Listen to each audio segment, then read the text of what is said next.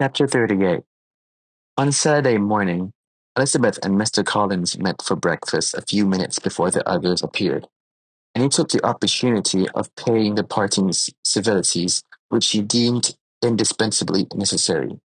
"I know not, Miss Elizabeth," said he, "whether Mrs. Collins has yet expressed her sense of your kindness in coming to us, but I am very certain you will not leave the house without receiving her thanks for it. The favour of your company has been much felt, I assure you. We know how little there is to tempt any one of our humble abode. Our plain matter of living, our small rooms, and few domestics, and the little we see of the world, we must wake Hunsford extremely dull to a young lady like yourself. But I hope you will believe us grateful for the condescension, and that we have done everything in our power to prevent your spending your time unpleasantly." Elizabeth was eager with her thanks and assurances of happiness. She had spent 6 weeks with great enjoyment and the pleasure of being with Charlotte, and the kind attentions she had received must make her feel the obliged. Mr. Collins was gratified, and with a more smiling solemnity replied, "It gives me the greatest pleasure to hear that you have passed your time not disagreeably. We have certainly done our best, and most fortunately having it in our power to introduce you to very superior society, and, from our connections with Rosings, the frequent means of varying the humble home scene, I think we may flatter ourselves that your Hunsford visit cannot have been entirely irksome. Our situation with regard to Lady Catherine's family is indeed the sort of extraordinary advantage and blessing which few can boast. You see on what a footing we are.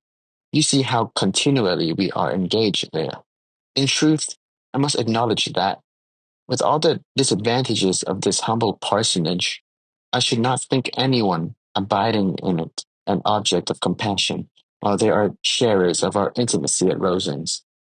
Words were insufficient for the elevation of his feelings, and he was obliged to walk around the room, while Elizabeth tried to unite civility and truth in a few short sentences. "You may, in fact, carry a very favourable report of us into Hertfordshire, my dear cousin. I flatter myself, at least, that you will be able to do so. Lady Catherine's great intentions to Mrs. Collins you have been a daily witness of, and altogether I trust it does not appear that your friend has drawn an unfortunate. But on this point it will be as well to be silent. Only let me assure you, my dear Miss Elizabeth, that I can from my heart most cordially wish you equal felicity in marriage. My dear Charlotte and I have but one mind and one way of thinking. There is in everything a most remarkable resemblance of character and ideas between us. We seem to have been designed for each other." Elizabeth could safely say that it was a great happiness where that was the case, and with equal sincerity could add that she firmly believed and rejoiced in his domestic comforts. She was not sorry, however, to have the recital of them interrupted by the entrance of the lady from whom they sprung. Poor Charlotte!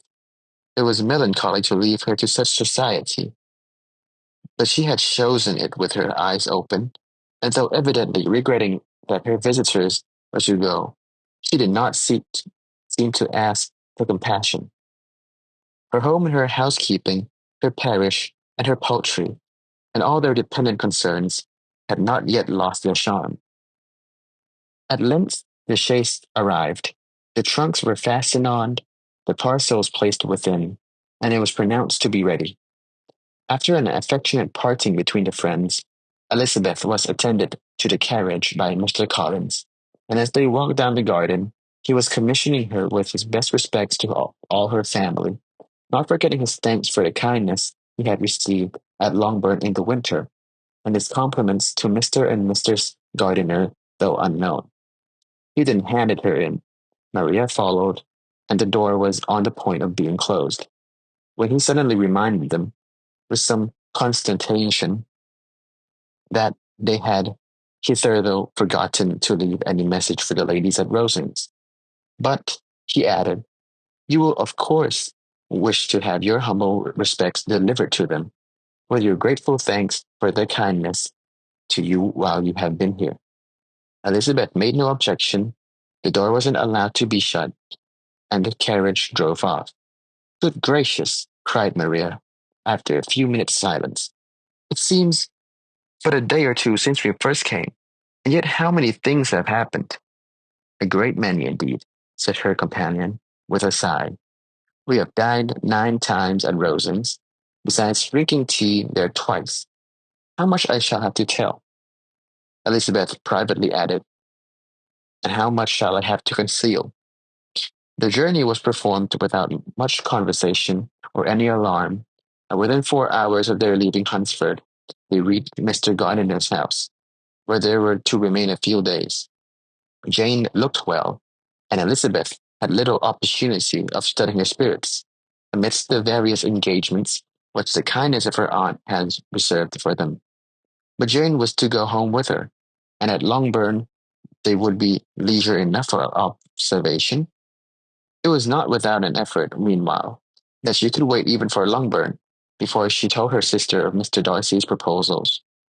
To know that she had the power of revealing what would so exceedingly astonish Jane, and must, at the same time, so highly gratify whatever of her own vanity she had not yet been able to reason away, was such a temptation to openness as nothing could have conquered but the state of indecision in which she remained as to the extent of what she could communicate, and her fear, if she once entered on the subject, of being hurried into repeating something of Bingley which might not grieve only to her sister further.